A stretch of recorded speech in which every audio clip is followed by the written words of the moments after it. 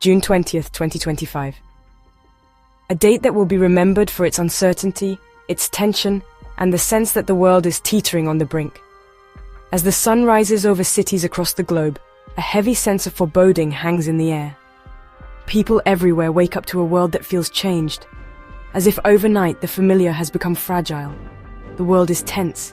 Headlines scream of looming global war, and the term World War III is no longer taboo. News outlets, social media feeds, and conversations on the street are dominated by one topic: the possibility of a conflict that could reshape history.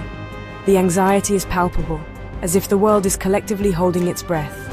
Years of rising tensions and failed diplomacy have pushed major powers to a dangerous standoff. International summits that once promised hope now end in bitter disagreement. The language of peace has been replaced by threats and ultimatums, and the world's most powerful leaders seem unable or unwilling to find common ground. The post-Cold War era of peace feels like a distant memory as great power competition returns with a vengeance. Military parades, once relics of a bygone era, are now broadcast live, and the arms race is back in full swing. The world is witnessing a chilling echo of the past, but with new and unpredictable dangers.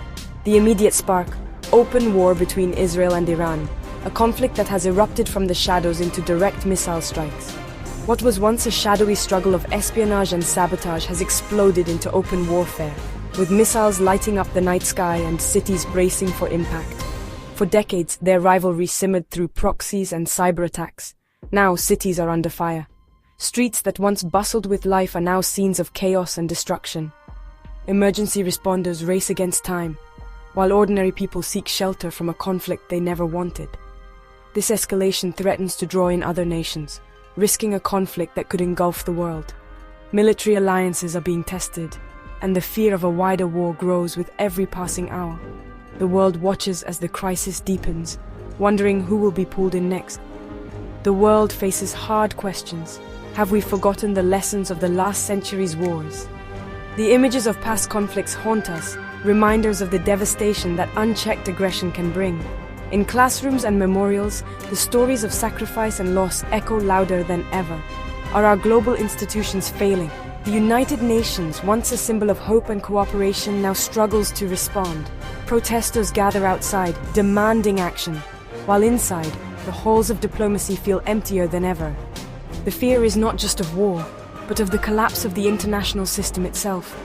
The structures built to keep peace seem to be crumbling, and the world wonders if they can withstand the storm. As power politics replaces diplomacy, the stakes have never been higher. The world is witnessing a dangerous shift, where military might overshadows dialogue, and compromise is seen as weakness. Humanity stands at a crossroads, uncertain and anxious about what comes next.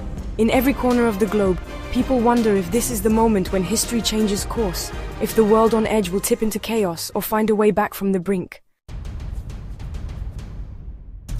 The crisis erupted overnight as Israel launched its largest ever wave of airstrikes deep into Iranian territory. The world watched in shock as Israeli fighter jets streaked across the sky, targeting sites that had long been considered untouchable. Explosions lit up the night, and satellite images soon revealed massive plumes of smoke rising from Iranian soil. These strikes weren't limited to military outposts. They hit at the heart of Iran's nuclear program, damaging key facilities that had taken years to build. Emergency crews rushed to contain fires and assess the destruction, while Iranian officials scrambled to understand the full extent of the damage. This was no limited operation. Israel's bold move was a calculated attempt to cripple Iran's military and nuclear capabilities, and to send an unmistakable warning to Tehran and the world. Israel would not tolerate a nuclear-armed Iran. In war rooms, Israeli defense officials monitored every moment, bracing for the inevitable backlash. Iran's response was swift and fierce. Within hours, a barrage of ballistic missiles rained down on Israeli cities, including Tel Aviv. The night sky was streaked with missile trails, and explosions rocked urban neighborhoods, sending civilians scrambling for cover. For ordinary Israelis, air raid sirens and the thunder of missile defenses became a grim new reality. The Iron Dome system intercepted many rockets, but the constant threat shattered any sense of normalcy or safety. Families huddled in bomb shelters, anxiously awaiting the next attack. As both nations mobilized their militaries, the world watched the escalation spiral. Each strike and counterstrike only fueled the next, locking Israel and Iran into a dangerous cycle of retaliation. The prospect of a wider regional war loomed larger with every passing hour. Iran's leadership, defiant and unyielding, vowed never to surrender. They rejected all outside peace efforts, insisting that Iran would not back down in the face of aggression. Crowds rallied in Tehran, chanting anti-Western slogans and demanding retribution. The entire Middle East now teeters on the edge.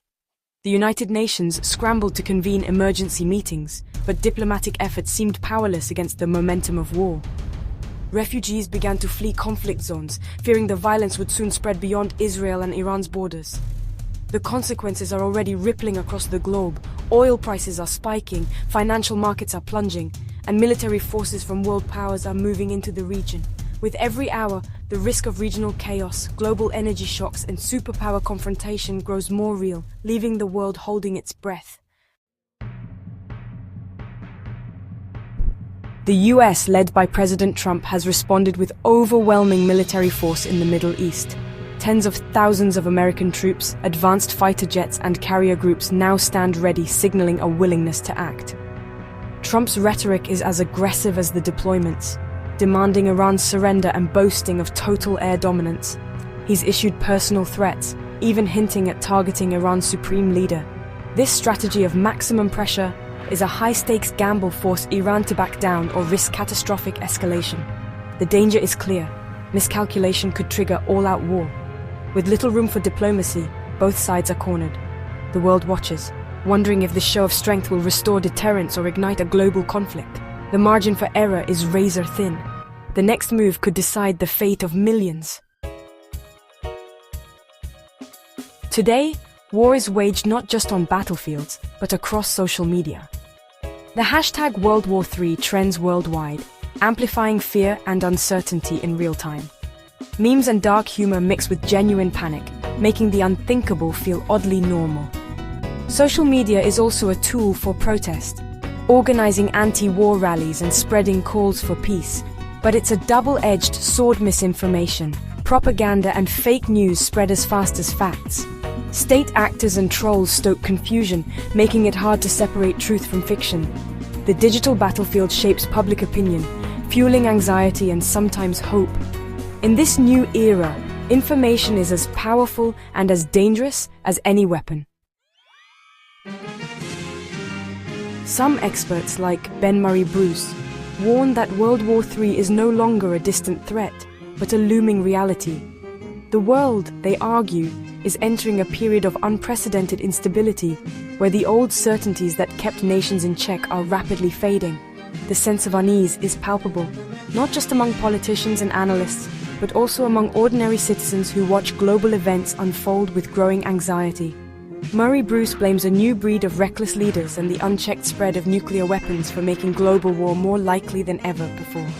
Unlike the Cold War era, where two superpowers maintained a tense but stable balance, today's world is fragmented, with multiple nations possessing devastating arsenals and fewer mechanisms to prevent their use. The proliferation of advanced weaponry, combined with unpredictable leadership, has created a dangerous cocktail that threatens to ignite conflict on a scale not seen in generations. The world is now led by strongmen and despots, he argues, while ordinary people just want peace.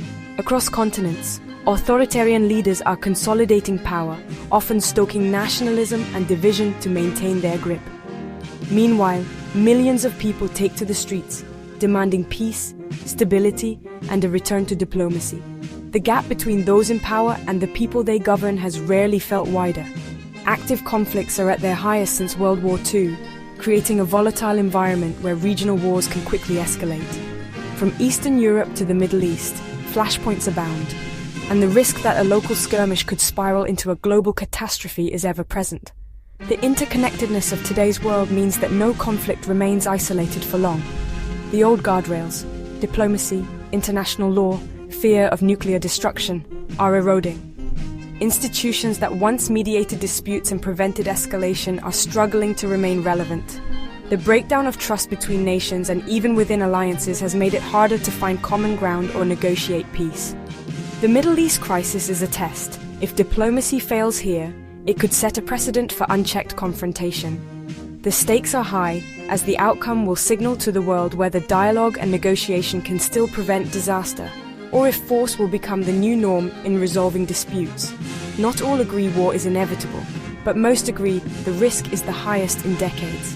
Some analysts hold out hope that cooler heads will prevail, pointing to past crises that were ultimately diffused. Yet the sheer number of flashpoints and the unpredictability of today's leaders make optimism harder to sustain. The world stands on a knife's edge, hoping for de-escalation, but bracing for the worst. As tensions mount and uncertainty grows, the choices made by leaders and the voices of ordinary people demanding peace will determine whether the world steps back from the brink or plunges into a new era of conflict.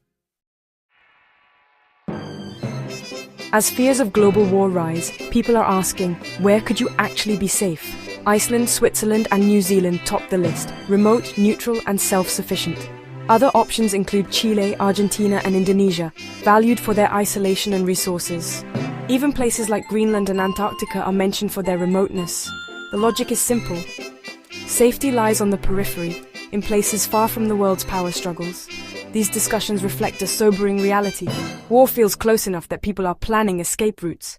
In a world on edge, the search for safe havens is more than just a thought experiment. Africa is often seen as a potential sanctuary in a global conflict.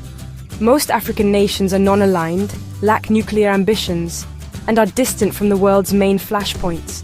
Ben Murray Bruce suggests Nigeria and other stable African countries could become unexpected refuges, even for Westerners fleeing war.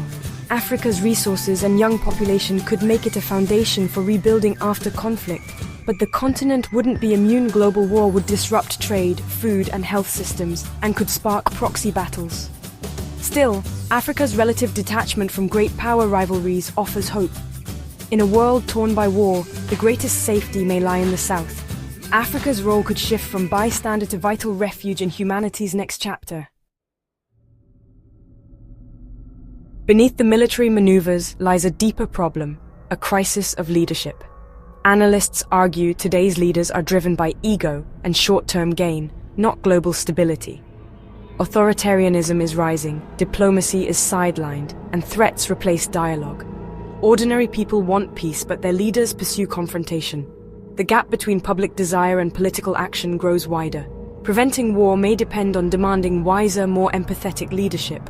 Without it, the world drifts ever closer to disaster. The threat of war feels overwhelming, but the path to peace is a shared responsibility. We must resist normalizing conflict and challenge the idea that war is inevitable.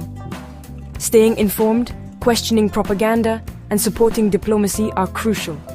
International institutions and NGOs, though imperfect, remain vital tools for peace. Ordinary people can demand better from their leaders and support efforts to resolve conflict. The future depends on the choices we all make, leaders, diplomats, and citizens alike. War is not yet inevitable. Hope and cooperation remain possible. Our greatest responsibility is to preserve peace for generations to come.